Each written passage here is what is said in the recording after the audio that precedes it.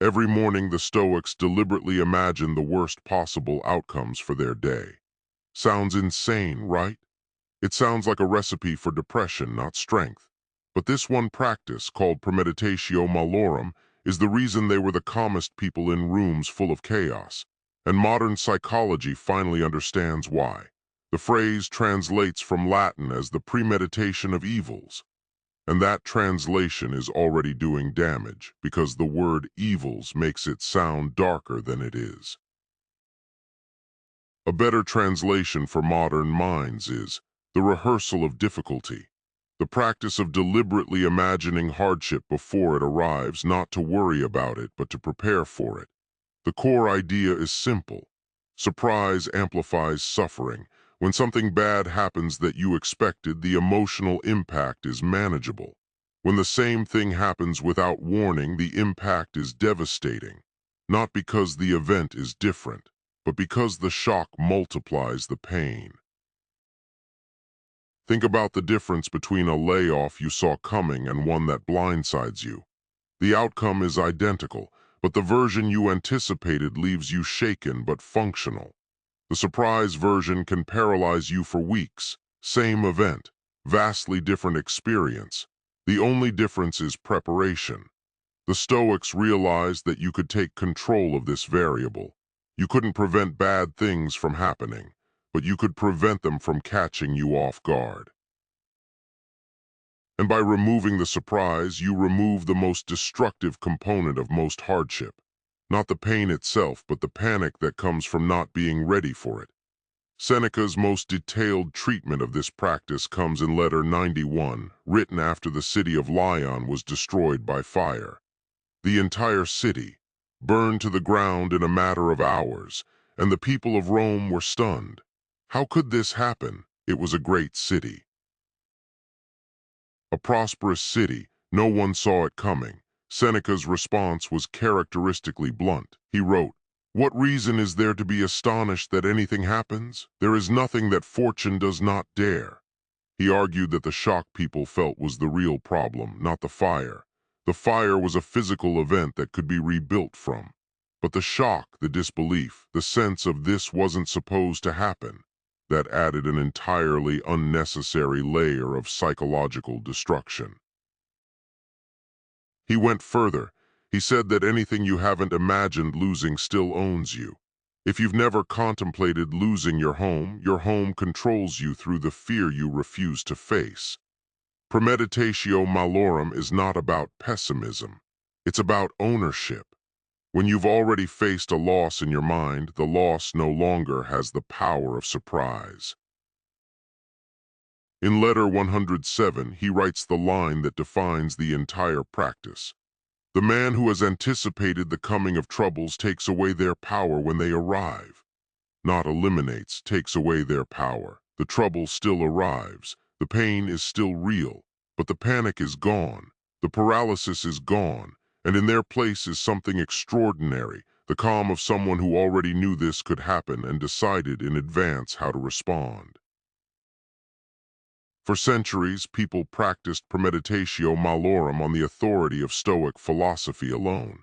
Now we understand why it works at a neurological level. The first mechanism is what psychologists call the contrast effect. When you've imagined losing something, having it feels more vivid. You stop taking it for granted.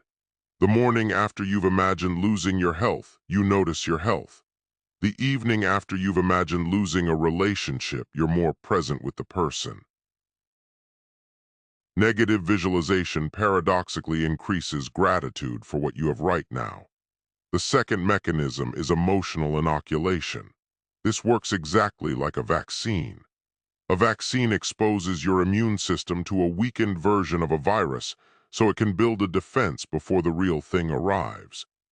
Premeditatio Malorum exposes your emotional system to a weakened version of loss, a brief imagination rather than an actual experience, so you can build resilience before the real loss arrives. Psychologists call this stress inoculation training. It's used with soldiers, first responders, and trauma survivors, And it works because the mind doesn't fully distinguish between vividly imagined experience and real experience. Both activate the same neural pathways. Both build the same coping mechanisms. The third mechanism is the most practical: response planning. If X happens, I will do Y. Research shows that people with preformed implementation intentions respond faster, with less emotional flooding, and with better judgment than people encountering the same situation for the first time. You've already done the thinking. When the moment arrives, you execute instead of panic. The Stoics invented this practice. The modern world has rediscovered it under different names in different fields without always knowing where it came from. Before launching a project, a team deliberately imagines that it has already failed. Then they work backward. What went wrong? This was popularized by psychologist Gary Klein, and it's now standard practice at companies that take risks seriously. It works because the team identifies failure points before they become real, when there's still time to prevent them. In personal development, Ferriss adapted Premeditatio Malorum into what he calls fear setting. Instead of goal setting, you list your fears, define the worst-case scenario for each, write out what you do to prevent it, and then write out what you do to recover if it happened anyway. Ferriss has credited Seneca directly for the framework, calling it the most valuable exercise he's ever practiced. In military training, scenario rehearsal is foundational at every level. Soldiers practice responding to specific failure scenarios: the ambush, the equipment malfunction, the plan falling apart. Not because anyone expects every scenario to unfold exactly as rehearsed, but because a mind that has rehearsed difficulty responds to real difficulty with competence instead of collapse. All of these are premeditatio malorum. The Stoics just got there first, 2,000 years first. So how do you make this a daily habit? Here's a 5-minute version you can build into your morning starting tomorrow. Step 1. Before you start your day, spend 1 minute identifying the 3 worst things that could realistically happen today.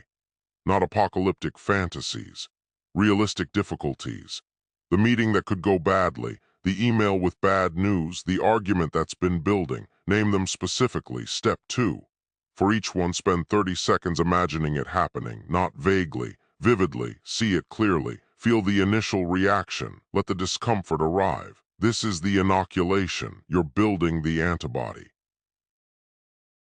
For each one, write a single sentence. If this happens, I will. That sentence is your implementation intention, not your emotional reaction, your chosen response. Decided now in calm before the event has any power over you. The entire process takes less than 5 minutes, and the difference it makes is not subtle. The first time something goes wrong in a day you've prepared for, you'll feel it immediately. There's a steadiness where panic used to live. A clarity where confusion used to flood in. Not because the problem is smaller, but because you already met it. You already survived it in your mind, and the second encounter is always easier than the first. Seneca did this daily. Marcus Aurelius did this daily. It is the most consistently practiced exercise across all 3 major Stoic figures, and the reason it survived 20 centuries is simple. It works. Here's your challenge. Tomorrow morning, before you touch your phone, spend 3 minutes on this exercise. Write down the 3 worst things that could realistically happen today. For each one, complete this sentence. If this happens, I will. Then go about your day normally. Don't dwell on the list. Don't revisit it. Just let it sit in the back of your mind. And when something does go wrong, and something always does, notice the difference. Notice that the sting is smaller. Notice that you already have a plan. Notice that the calm you feel isn't the absence of the problem. It's the presence of preparation. That's premeditatio malorum. And now you understand why the Stoics were the calmest people in every room they entered. The Stoics didn't imagine the worst because they were pessimists. They imagined the worst because they refused to be ambushed by a world they knew was unpredictable. They chose preparation over denial. And that choice, practiced every morning for an entire lifetime, made them unshakable. The man who has anticipated the coming of troubles takes away their power when they arrive.